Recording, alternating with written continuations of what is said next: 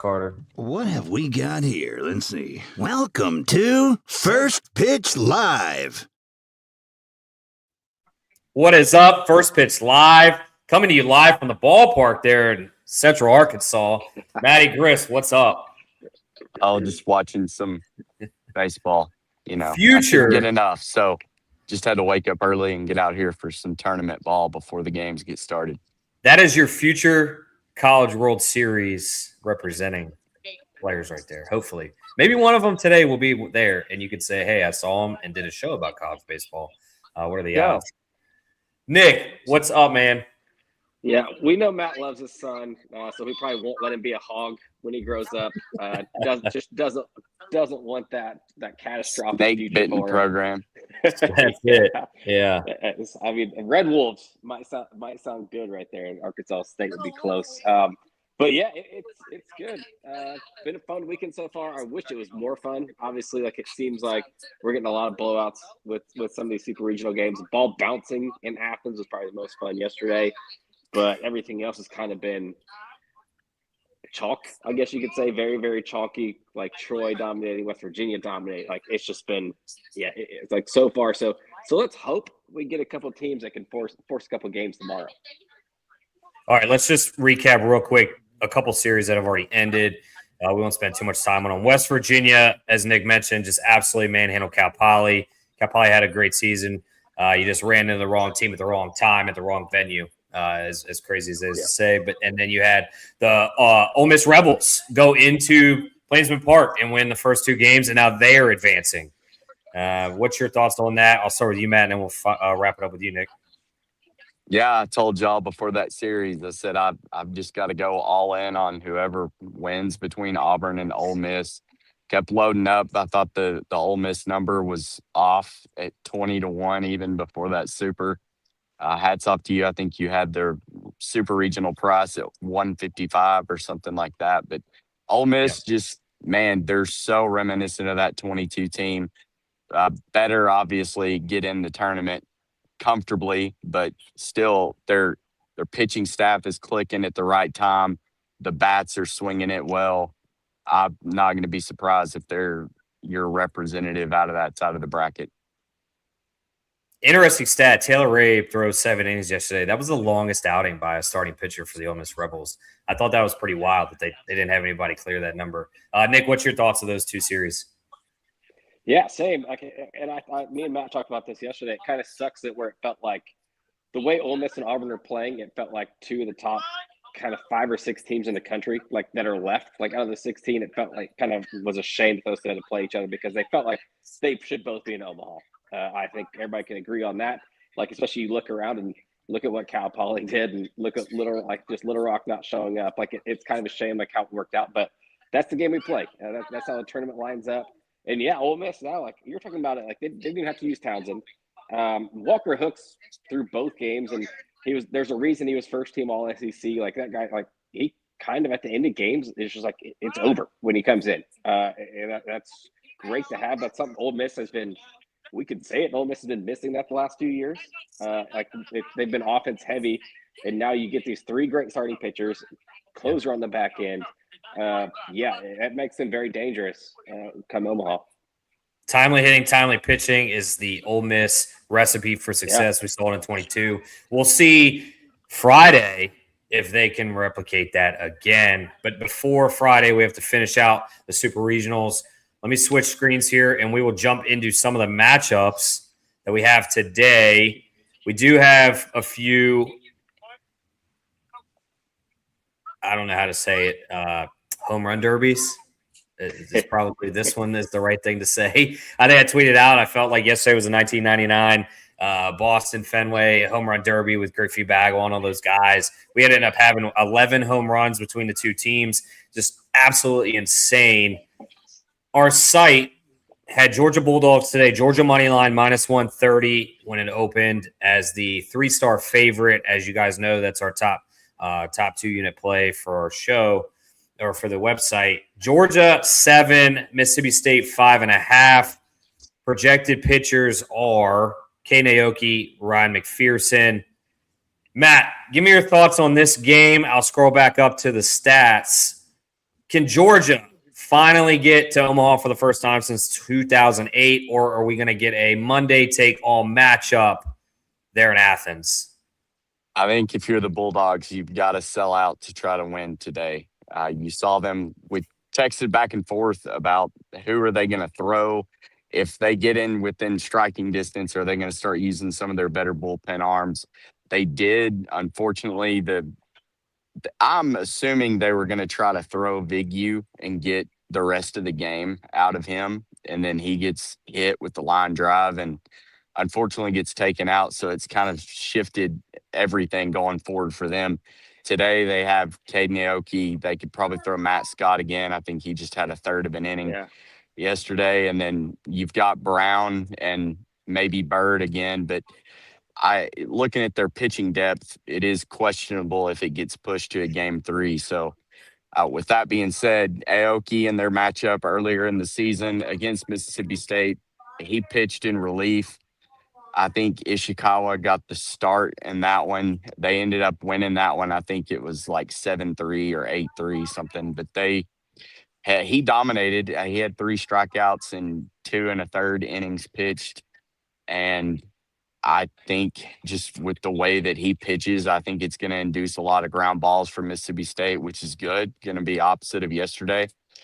I lean under. That was kind of the first look I saw. I thought 16 was probably too high, but then you look back at yesterday's game and think, Lord, how do they not both score at least a touchdown? But I don't know. I think at this point it's Georgia or pass. I did play Mississippi State plus 1.5 as just a pseudo hedge, but I'll gladly take Georgia to Omaha by whatever means necessary. Nick, your thoughts? Yeah, I mean, Love looking like an idiot on the show yesterday when like I called out the 13.5, so that was way too high for a matchup of, I mean, you're talking about like 2 starting pitchers in the SEC. It's like, you give me a 13.5, have to take the under. And that was done by like the 3rd inning. So it was like, yeah, that's always fun. So I don't know. It feels like, it's not even just this series. Guys, I'm being dead honest. They went back to the old baseballs from like 23, 24. Like they are more tightly wound. Like you even look at the Texas series where it's like, okay, this big ballpark, ball shouldn't be flying. Wind is blowing in. All of a sudden, the ball's flying in Austin. It's like every series for the most part is higher scoring than expected. And I don't think it's all like the pitchers haven't gotten worse since the regular season. So something's up. The bats haven't changed. I think they're using the old baseballs. So that's what it scares me for an under. But yeah, we kind of talked about this briefly before we hopped on the live show. Is which version of Brian McPherson are we getting? Because that means everything for Mississippi State. Is they held him out like towards the end of the season. It's like they let him work his way up. They had him on a pitch count. And it's like, okay, they gave him basically 4 weeks to build back up to where he's going to be a full-time starter. He was their ace at the beginning of the year. Is that going to pay off? Like, is that time that they gave him going to pay off? Because this is when they really need him. And so like, that's what we're going to find out. Because obviously, if he's fully healthy, if he is the guy that we see today from what we got in the first 6 weeks, then he's obviously the best. He's obviously the best pitcher on the mound. So that's what I'm interested to see is which version of Ryan McPherson we get, because that changes everything. If so, because if they force a game 3, like Matt said, Georgia's staff is not built for game 3s. So it'd be interesting. Yeah, Georgia's going to have to rely on the bats if it gets to game 3. Hopefully, if you're a Georgia Bulldog fan, you don't have to worry about that, and you're worried about travel plans to Omaha on Monday, but we shall see. It should be another fantastic game, whether it's low-scoring pitching duel or another home run derby. I expect that one to be one of the top ones today. We'll go to Alabama at St. John. Zane Adams, Evan Chafee I'm assuming that's how you say that. Sorry if I butchered your name. Can the Johnnies survive and find a game 3? Was the Alabama Crimson Tide from the SEC just too much here? Convincing win yesterday for the Crimson Tide. Another good stud on the mound today in Zane Adams. I don't know if he's going to give you the Tyler Fay numbers of 8 1/3, but he's probably going to give you 6+. And then they haven't really used their bullpen at all, evidently from yesterday. Nick, I'll go back to you first. What is your thoughts here in Tuscaloosa? Yeah, this is one of those. I already have a future with them, so I can't really touch anything else this game. I think it's over. I obviously St. John's good story coming out of Tallahassee. We said it that they shouldn't have been a 4 to begin with because it feels like anybody who comes out of the Big East, whether it's Xavier, whether it's Creighton, St. John's, UConn, like those teams never play like 4 seeds. So for them to get here is one thing. I think they're over. Like for lack of better words, they're kind of over their skis at this point. Where it's like, okay, you're talking about the 4th or 5th best team in the SEC. You're just not kind of built the same. So yeah, I think Alabama rolls here. I'm interested to see. Like I thought about playing an Alabama team total at 6.5. Would kind of be my lean here, just because I don't like. It obviously feels like it might get out of hand early, and then St. John's might just throw some arms and just say, "Hey, like season's over, so let's go home and let's throw some arms." But that'd be my only touch because obviously I have Bama already as a future, so nothing else here. All right, Matt, what's your thoughts? Are you playing anything? B, do you have any futures here on either team?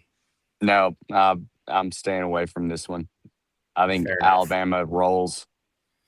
I actually don't hate the team total angle from Nick there. I do think Alabama should score pretty easily. All right, another big matchup here on the East Coast in Chapel Hill. Southern Cal, North Carolina. Big win yesterday. Complete game shutout by Jason DeCaro. Matt, I remember you and I watched Jason DeCaro shut down the Virginia Cavaliers in Omaha. It was the very first game we saw out there. It went 2-1. Another very reminiscent performance of just a guy in the postseason that just takes it up a notch. He was a true freshman there. This year, he's obviously an upperclassman. Saves the bullpen for today, which was huge because they used everybody in the bullpen, it felt like, in game one. And still weren't able to get the win. So North Carolina is matching up winner take all in Chapel Hill. Matt, can the Tar Heels take down the Southern Cal Trojans, or are we going to see USC back to the Graceland for the first time in 10-plus years? No, I think this is North Carolina's game. They've got the advantage on the mound with Boaz going. I just think with what happened last year, you get out to the big lead and you win game 1, you're feeling good, and then you drop the next 2 to Arizona. I think it's just a reverse path this year. We've got a situation where North Carolina has really been consistent all season long at winning series, and I think they get 2 out of 3 here and punch their ticket to Omaha. One thing I will say, and I'll go to you, Nick, North Carolina has had so many opportunities to score with runners on base in both games, and they really haven't taken advantage of it to this point. That has got to be a point of emphasis today, because if you keep Southern Cal in there and you keep their pitching in a close game, they're able to get that 1 or 2 hits you need. So if you're the Tar Heels, you have to jump on them fast and early and get those timely hits when you have guys in scoring position, or you could end up being packing again. Nick, thoughts on this game?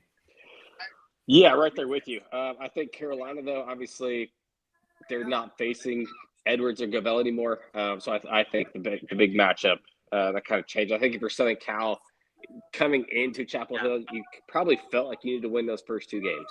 I think that was your path. Because it gets tougher now. We talk about North Carolina. You talk about the bullpen. Also, like Jason DeCaro throwing a complete game shutout. I know Walker McDuffie gave up that grand slam in game 1, but I doubt he does it again. Do we think that happens again? Exactly. No, he's too good. Yeah. So it's like Boaz. You talk about Walker McDuffie. You talk about the bullpen they have. Ryan. Yeah. Sorry. My son was up to bat. Oh, no worries. All right, give us you got to tell us the end result. Yeah. I got a double. There you boy. Attaboy. Glauber's another guy, Nick, that pitched, and you get him back. Think of his name. Yeah. So it's like I don't think that happens again. If you're talking about if you get 6 good innings out of Boaz, you have to feel very comfortable. So yeah, I think it's North Carolina here. Nothing. Already have a future on them moving to Omaha, so I don't have a play. But I don't know. Maybe I'm weird for this, but I almost lean over in this one.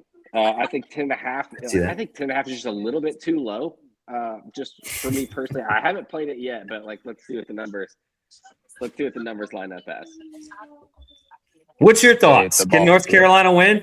Yeah. Who's going to win, USC or North Carolina? Who's gonna win? All right, I'll give you an easy one. What colors do you like best? USC. USC. So Which one? you like the red jerseys or you like the baby blue Red or blue? jerseys? He said Bubby's team. Bubby is wearing baby blues, so I think we got to go All North right. Carolina here. He's going Chapel Hill. Hard, yeah. I like Hard. it. Hard to beat the UNC. Yep. Hard to beat the UNC unis. That's what Future I'm talking about. CBI Exactly. employee right there, responsibly of age. That'd be exciting to keep it in the family. All right. Get Jet in there, whoever that mom is. I like that plan. That's a good one. All right, Kansas, Oklahoma. Oklahoma has dominated since they won back-to-back games against Georgia Tech to take the Atlanta Regional. They then travel to Lawrence. Big-time win there against the Kansas Jayhawks. Can Oklahoma do it again? Presumably, LJ McCurious is pitching Mason Cook. Or can Lawrence kind of figure themselves out? Probably going to be Xander. LJ pitched in relief yesterday. LJ pitched 3 Oh, I missed that. Sorry, I was at work. Yeah. All right, so Xander. Need to I'll update change that. Maybe Cam. Or Cam. All right. Xander or Cam, most likely. But I don't know how much that changes the numbers. Like, we have it what? We have it even right now. Here, I'll do it right now. See what that kind of changes. All right, Nick, why don't you start? I'll plug in the guys here. What's your thoughts on this game? Yeah, surprising one yesterday. Like, obviously, I thought it would be much more competitive. Like as good as Bagley's been lately, like that was kind of shocking. To where like it was like a no show. Especially at home, you have all the momentum, like you have the crowd behind you. But I'll tell you what, guys, like Oklahoma, like ever since I don't know what the past like 3 or 4 weeks have been, or where this offense came from. But like the team that finished with a 14-plus offense in the SEC is not hitting like it right now. They have figured out, they found their stride up and down the lineup. So, yeah, this Oklahoma offense and our numbers are going to be off because whatever they've done the last like 10 to 15 games has completely flipped around like how good they are. And ever since that Tennessee series, they're a much different team. Yeah, I would agree with that. Matt? I took Oklahoma plus 1.5. I just think they're playing too good. I think Kansas is outmatched. They had a great run through the regionals. Hats off to them. But now I think they're playing big boy baseball. And they may play it and win, but I don't think it's going to be more than a run. All right, I don't know if you guys saw Cam Johnson. It was 6.7 to 6.3. I plugged in Xander there. It just ticked down a tenth of a point there to 6.6, 6.3. So the site doesn't really care who's pitching out of those two guys. Doesn't really change the matchup. I will say that Xander to me is probably a little more clutch than Cam. That's if I'm the head ball coach there for Oklahoma, that's probably who I'm throwing. But that's just a personal preference there. I agree. I think Oklahoma's going to roll that one. All right, late night matchup. Some people call it Skinamax. We call it West Coast baseball. Texas, Oregon, battling there in Austin, Texas. Dylan Volantis throws incredible yesterday. Oregon did have some opportunities, though. He did get out of a huge base loaded jam early in the game, and that really set the tone, I think, moving forward for not only him in the Longhorns, but as Oregon as well. They kind of seemed a little deflated there. Matt, what's your thoughts here in Austin? Can Texas wrap it up against the Ducks, or can Phil Knight's high-flying, Nike-wearing Oregon Ducks force a Game 3 there? I want to believe that Oregon can play them close, but like you said, they just missed out on opportunities after opportunities yesterday. They look deflated. I don't know if they get out of this. I think it could be another dominating Texas win. Nick? Yeah, Texas is playing better than anybody else in the country right now. I mean, you tell me, like, no more UCLA, no more Georgia Tech. You tell me, like, who I'm going to take right now, it has to be Texas. Their path is great. Also, like, outside of that game one, obviously, once we get to Omaha, it's going to be a lot of fun because you're getting either Texas versus Georgia or Mississippi State, which is going to be great. But, yeah, I think Texas is just playing better than anybody else in the country right now. We talked about all year long, like, if this offense ever clicks, how good that makes this team because of their rotation. The offense is clicking. You talk about the regionals, you talk about the SEC. You talk about lately, like, and I get it. Part of the kickback is yes, the top of the order is what's clicking. The rest of it is not. But dude, like whether it's Tinney, whether it's Pack, Anthony Pack Jr., like these guys are good enough to carry a team, and they kind of are right now. So yeah, Texas is playing better than anybody else in the country. They're my pick to win it all, like as of right now, if you ask me. So yeah, I think they close it out today. We talked about this. We're not sure who's going to pitch. No, we think Yeah, I don't think know Riojas.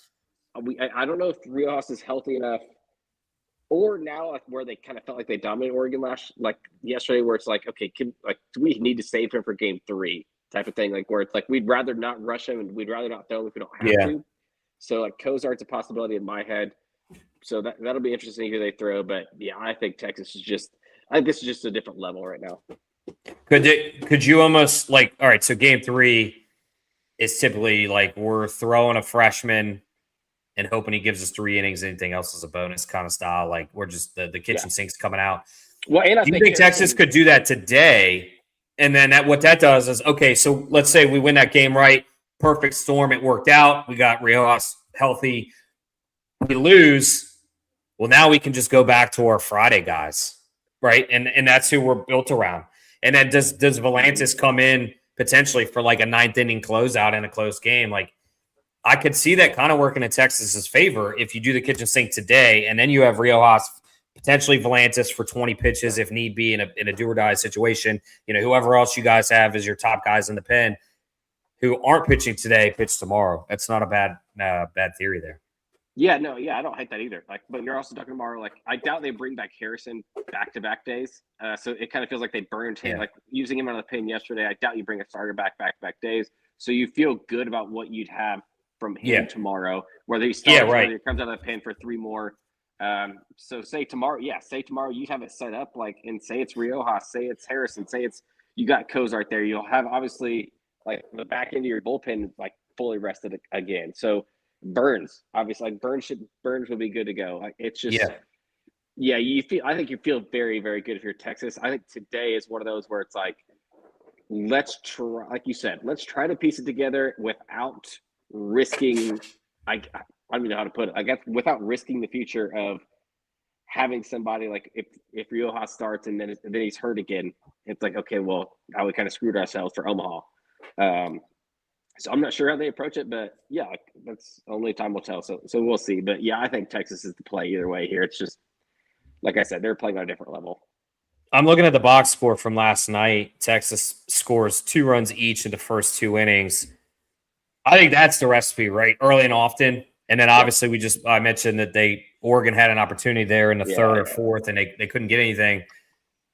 If you jump out early to a decent sized lead, I think that changes how Texas pitches today for the positive. I think if they can get up to 3-4 runs, maybe more, then you're like, maybe we don't rest. You know, we don't need to necessarily throw this guy. We can throw somebody else and save those arms. But if it's tight, if Oregon jumps out early or Texas just can't get the bats going, then I think that certainly changes it for Schlossnagel. Yeah. They're in a good spot. Obviously, they're at home. Like you said, the ball is flying. When their offense is clicking, they're one of the best in the country. And I'll say this, right? So every single year, and it's the tail of the time of old tail or whatever the analogy is there. You mentioned the top half guys are kind of the guys right now that are hitting the ball for Texas, and then you're giving some outs and you circle back up and you get those runs.